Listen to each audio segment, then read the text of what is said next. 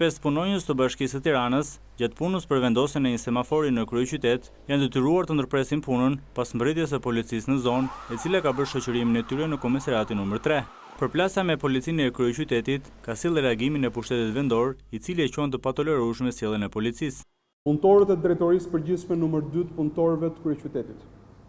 ishim përgatitur për të filluar punën për ndërtimin e një nyje të re semaforike në një zonë Tiranës, si kërkesë e vetë banorëve të zonës. Pikërisht për të mos lejuar këtë investim, sepse binte ndesh me interesat personale të një individi, biznesmen i kësaj zone,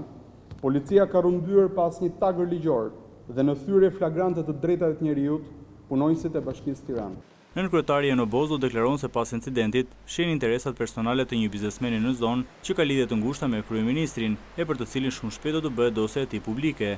Individin fjalë për cilin shumë shpejt do të bëjmë të ditur një dosje të plot, sipas të dhënave që vinë në mënyrë konfidenciale nga policia e Tiranës,